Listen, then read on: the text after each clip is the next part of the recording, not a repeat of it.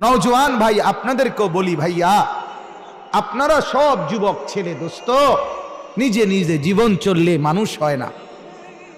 প্রিয় ভাই আমার, বন্ধু আমার, দরদি ভাই আমার, অনুরোধ করছি, তোমার সমবয়সীর সাথে চলে তুমি মানুষ হবা না, হতে পারে জানোয়ার হইতে পারে। অশ্লীলতা, উলঙ্গপনা, মেয়ের পিছনে হাঁটা, নর্তকীর নাচ দেখা, উলঙ্গ ছবি দেখা, জিনা ব্যভিচারের দৃশ্য দেখা, পেশাব করে পানি না নেওয়া, ঢিলা কুলুক ব্যবহার না করা, এক ওয়াক্ত নামাজ না পড়া, বছরের পর বছর ফজরের নামাজ না পড়া, আল্লাহকে না ডাকা, মসজিদ দেখলেও আজান শুনলেও নামাজ পড়তে মন না চাওয়া, বিশ্বাস করো বন্ধু যুবক, তুমি তখন আর মানুষ থাকো না, তুমি জন্তু আর জানোয়ার হয়ে যাও। জানোয়ার, হাইওয়ান আর জানোয়ার হয়, মানুষ থাকে, মানুষ থাকে। এটাতে কোনো মজা নাই,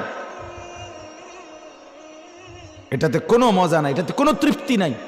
গুনাহ তৃপ্তি দেয় না, গুনাহ অতৃপ্তি আরো বাড়ায়, গুনাহ অশান্তি পেরেশানি আরো বাড়ায়। যে নারী কারো স্ত্রী সেটা হালাল, তখন সে তার দ্বারা পূর্ণ তৃপ্তি পায়। যে নারী ভিন ছবি দেখে, যেই পুরুষ অশ্লীল ছবি দেখে বা অন্যের নারী দেখে, তো সে তৃপ্ত হয় না, সে আরো অস্থিরতাই তার ভিতরে বাড়ে। যে মদ খায়, নেশা করে, তার তৃপ্তি হয় না, সে আরো নেশার জন্য মাতাল হয়ে থাকে। যে জুয়া খেলে সে তৃপ্তি হয় না, সে জুয়া খেলতে খেলতে ভিটা মাটি বিক্রি করে শেষ পর্যন্ত নিজের বউ সুদ্ধা বেচা না। তাহলে কি হলো? গুনাহ তৃপ্তি দেয় না, গুনাহ সুখ দেয় না ভাইয়া, নাফরমানি সুখ দেয় না। তুমি দেখো তোমার জীবনে, তুমি সুখ দেখো,